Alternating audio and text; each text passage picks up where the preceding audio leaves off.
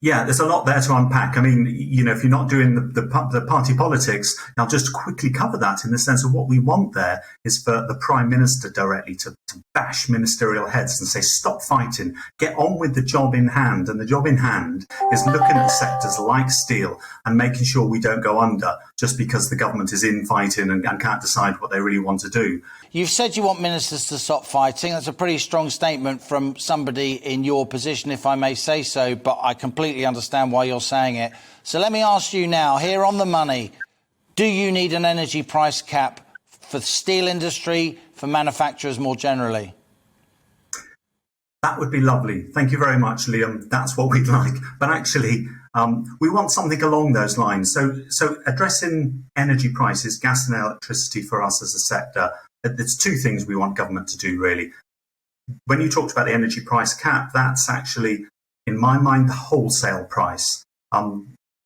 Government could, for us, and this is probably the same as a price cap, but it could take a certain amount of capacity and supply it to us at a competitive price. And what would we consider a competitive price? Well, again, let's mention Germany. Just give us the same sort of price that wholesale price that German steelmakers are having to pay at the moment.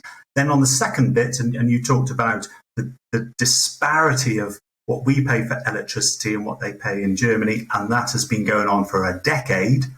And for the last 5 years, annually, we have produced a published report that we send to government annually that shows the difference between what German steelmakers and French steelmakers and the UK steelmakers are paying. And we say to government annually, this is what it is. This is the difference. This makes us uncompetitive. Please address this and make the UK steel sector competitive. We don't want free handouts. That's not what we're asking for.